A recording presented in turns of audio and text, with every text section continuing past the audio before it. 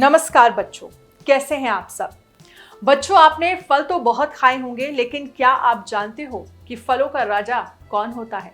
जी हाँ, फलों का राजा आम होता है। लेकिन बच्चों, अब जरा ये बताओ कि आम को फलों का राजा क्यों कहते हैं? पड़ गए ना सोच में?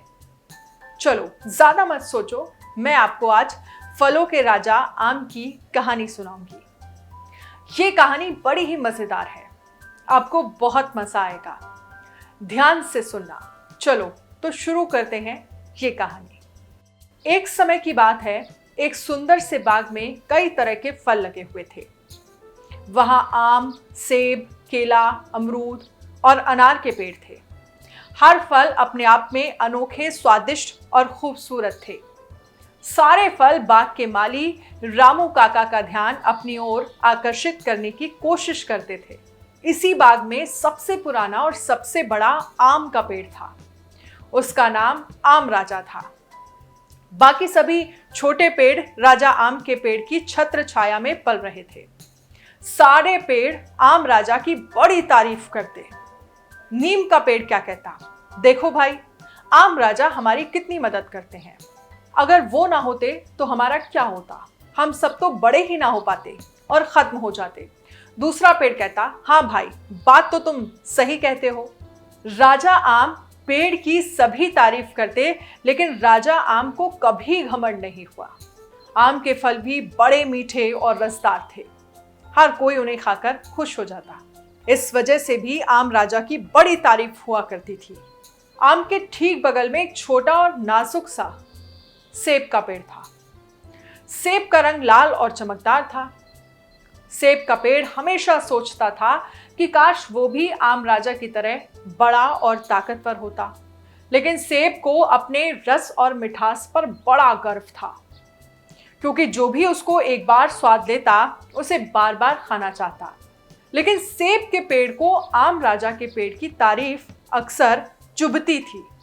वो सोचता था कि जंगल में बाकी पेड़ उसकी भी तारीफ करें और आम राजा से ज्यादा करें। एक दिन सेब का पेड़ जंगल के बाकी पेड़ों से बोला, तुम सब लोग डरते घबराते हो, हर वक्त आम राजा की तारीफ में लगे रहते हो, और मुझे देखो, मेरे फल कितने खूबसूरत हैं। एक बार जो खा ले दीवाना हो जाए। कायदे से इस जंगल में सबसे ज्यादा तारीफ के लायक तो मैं ही हूं। तो दूसरा पेड़ कहता, तुम गलत सोचते हो, तुम अपनी जगह अच्छे हो, लेकिन आम राजा की तो बात ही कुछ और है। सेब का पेड़ आम राजा की तारीफ से अक्सर नाराज रहता था और वो बाकी पेड़ों से आए दिन इसी तरह नोकझोंक करता रहता। एक दिन की बात है कि बाग में एक नया पेड़ लगाया गया। ये पेड़ था अनार का। अनार के फलों में छोटे छोटे दाने होते थे जो देखने में बहुत सुंदर लगते थे और खाने में भी स्वादिष्ट थे। अनार का पेड़ बाग में लगे दूसरे पेड़ों ने बहुत अच्छे से स्वागत किया और उसे बाग का नया सदस्य बना लिया गया। सेब का पेड़ सोचने लगा कि अनार का पेड़ अभी बाग में नया नया है, चलो इसे अपने पाले में कर लेते हैं। सेब का पेड़ अनार के पेड़ से बोला, देखो भैया अनार, इस बाग में तुम नए हो, यहाँ पर सबसे ज्यादा मुझे लोग मानते हैं, मेरी तारीफ करते हैं। तुम भी यही करना, और अगर तुम्हें किसी तरह की कोई दिक्कत आए तो मुझे बताना। अनार के पेड़ ने कहा, ठीक है सेब भैया, लेकिन मैंने तो यहाँ आम राजा की तारीफ सुनी है। इस पर सेब के पेड़ ने कहा, जो लोग आम राजा की तारीफ करते हैं वो आम राजा से डरते हैं। मैं तो आम राजा से नहीं डरता, मैं क्यों उसकी तारीफ करूं? और तुम भी डरपोक मत बनना, समझे?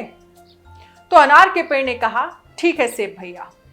एक बार की बात है कि बाग में एक जोरदार तूफान आया। सभी पेड़ बहुत डर गए। तूफान इतना तेज था कि बड़े बड़े पेड़ों की जड़ें डगमगाने लगी। सेब का पेड़ और आम का पेड़ भी डरने घबराने लगे। उन्हें लगा कि तेज तूफान में कहीं वो उखड़ ना जाए। लेकिन आम राजा ने अपनी मजबूत शाखाओं से छोटे पेड़ों को बचाने की कोशिश की। हवा इतनी तेज थी कि सब पेड़ झुकने लगे, लेकिन आम राजा ने अपने पास के सभी पेड़ों को सहारा दिया।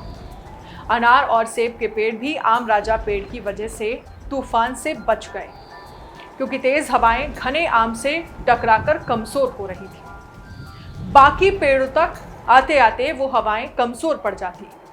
तूफान काफी देर तक रहा और फिर धीमा पड़ गया।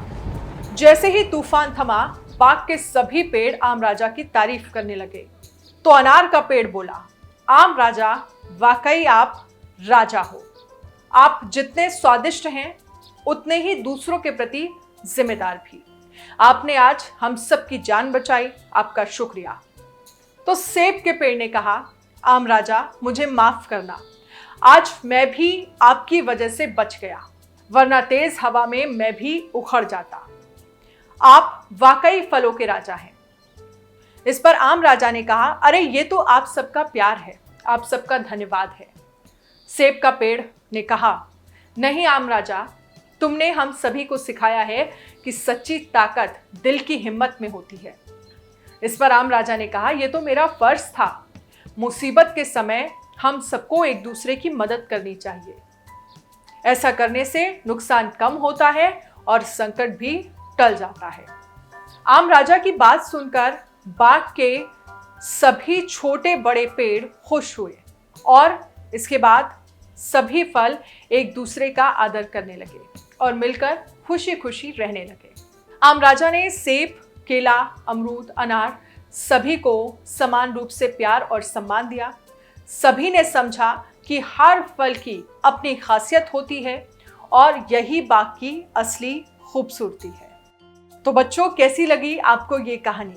अच्छी थी ना? बच्चों, अब ये बताओ कि इस कहानी से आपको क्या सीख मिली?